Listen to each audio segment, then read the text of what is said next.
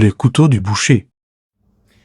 Lors de ma dernière vidéo sur aiguiser les couteaux, beaucoup croient connaître les couteaux, mais ne les connaissent pas vraiment. Il y a eu tout un tas de réponses un petit peu farfelues. Vas-y, je te montre ce que c'est les couteaux du boucher. Et n'hésite pas à liker, à mettre un commentaire et surtout à t'abonner. Ça me soutiendra, repartage, ça peut aider aussi. Je te montre ce que c'est les couteaux du boucher. Là, premier couteau, c'est un trancheur. Voilà.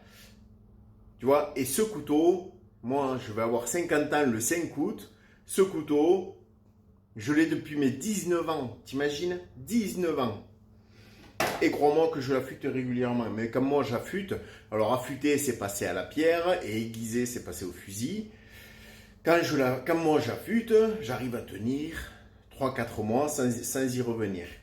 Ensuite, nous avons l'éplucheur. Voilà, l'éplucheur qui sert à retirer tous les nerfs, tous les bouts de gras, enfin tu vois. C'est donc l'éplucheur qui à la base est un couteau de poissonnier, c'est un couteau à effiler. Et cet éplucheur qui est de marque Pradel, pas de marque Victorinox, je ne sais pas où certains ont entendu que j'avais dit Victorinox. Lui, je l'ai depuis 7 ans. Et là, je vous montre le désosseur. Alors, moi, je me sers que de désosseur droit. J'ai essayé les désosseurs comme Aurélien. Je vous invite à aller vous abonner à Aurélien et vous allez voir, lui, il a un désosseur courbé. Moi, j'y arrive pas. J'y arrive pas. Et là, nous avons le fusil. Et que j'ai depuis mes 19 ans aussi. La feuille de marque Bargouin. Qui, elle est increvable.